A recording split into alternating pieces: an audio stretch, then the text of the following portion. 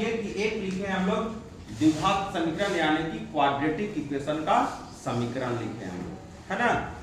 उसमें क्या लिखे हैं, इस लूप में अगर दिख जाए ax² + bx + c = 0, तो सबसे पहला काम क्या करना है हम लोग को, ये बात निकाल के देखना है। क्या लिखे हम, b > 0, इसमें बोले हम लोग रियल रूट्स आएगा, b < 0 इमेजिनरी रूट्स आएगा, और d = 0 तो इक्वल रूट्स आएगा।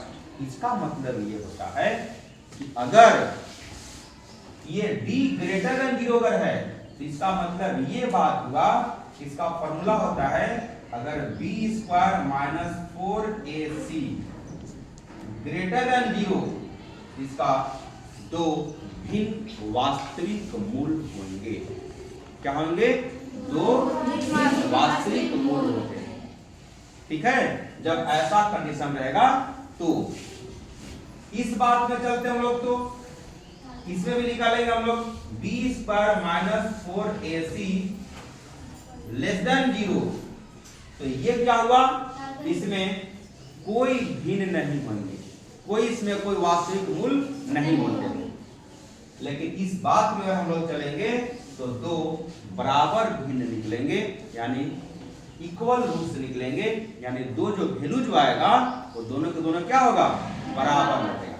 तो ये यहां भी हमको लिखना होगा b² - 4ac = 0।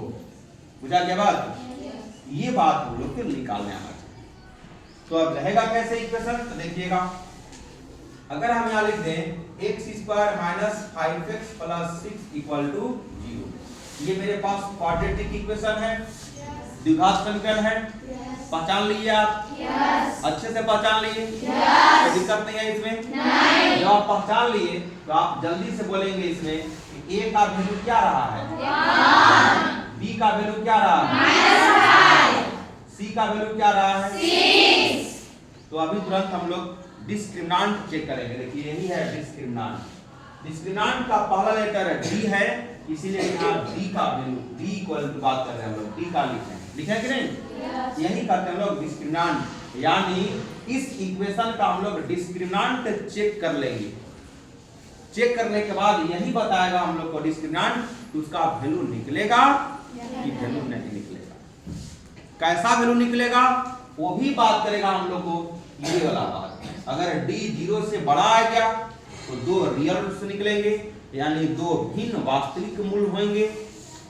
d से अगर 0 से अगर छोटा वैल्यू आ गया, सॉल्व कर देंगे अगर तो उसमें कोई दो भिन्न नहीं होंगे, उसमें d = 0 निकल जाएगा।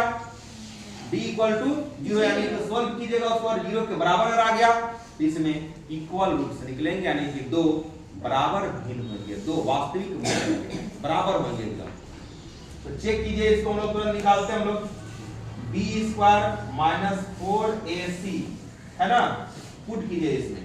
b का वैल्यू कितना है, -5, तो -5 का लिख देंगे स्क्वायर, माइनस 4 गुने a का वैल्यू कितना है 1, c का वैल्यू कितना है 6। निगेटिव के पावर इवन पावर क्या होता है, पॉजिटिव होगा, तो ये हो जाएगा आपका 25 माइनस 6 1 जा 6 और 6 4 जा 24। आप घटाएंगे तो हो जाएगा 1।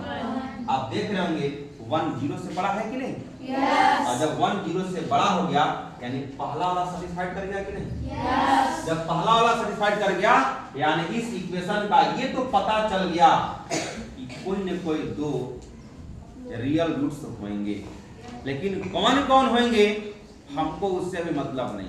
अभी सिर्फ हम लोग चेक करने जाने हैं कि इसका रियल रूट्स होगा कि नहीं होगा, तो होगा, चेक कर लिए हम लोग। लेकिन अब कौन कौन होगा वो भी हम लोग अभी तुरंत देख लें। गुणनखंड विधि से देख लें, गुणनखंड विधि तो आता है आप लोग को, चलिए गुणनखंड विधि सिखाया भी है, देखिएगा तुरंत अभी हम करते हैं इसको गुणनखंड विधि से। देखिएगा दो रियल रूट्स कौन कौन आएंगे इससे, यहां से हम लोग आगे इसको ट्रांसफर करते हैं। ये लिखा हुआ है x² - 5x + 6 = 0। क्या बताया गया है, x² का कोएफिशिएंट और कांस्टेंट टर्म जो रहता है उसको आपस में गुणा करते हैं। तो कांस्टेंट मेरे पास कितना है यहाँ 6।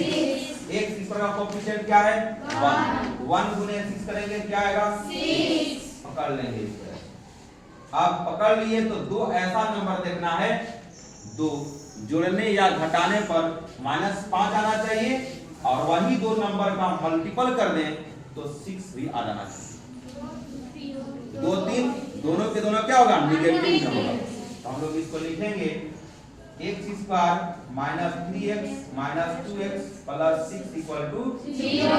यहाँ से हम लोग x कॉमन करेंगे तो बचेगा x -3, यहाँ से -2 कॉमन निकालेंगे तो x -3 = 0। आपको ये भी बताए थे पहला में जो यहाँ ब्रैकेट के अंदर में है वही यहाँ भी रहेगा। अब यहाँ कॉमन क्या निकलेगा वो आप पे डिपेंड करता है। तो अब जब इस बात को जब हम लोग यहाँ लिख लिए तो आप देखिए x -3 भी कॉमन है, क्या बचेगा x -2 = 0।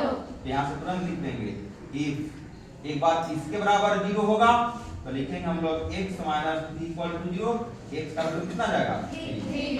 तो लिखेंगे if x -2 = 0 x = 2। यही देखिए दो हम लोग पास रियल रूट्स निकल गया। तो हम लोग यहाँ फाइनल लिख देंगे क्या चीज तो x = 3, यही आपका फाइनल आंसर होगा। तो ये सब हम लोग का विधिवत है जो अभी बात की हम लोग रियल रूट्स, इमेजिनरी रूट्स और इक्वल रूट्स, ये बेसिक चीज है। ठीक है, इतना आप लोग को बात आना चाहिए फैक्टराइजेशन से भी। तो ये तो है फैक्टराइजेशन से, यानी कि पहला मेथड हम लोग यही पढ़ेंगे गुणनखंड विधि, इसी को बोलते हैं हम लोग गुणनखंड विधि, इसको हम लोग बोलते हैं फैक्टराइजेशन मेथड।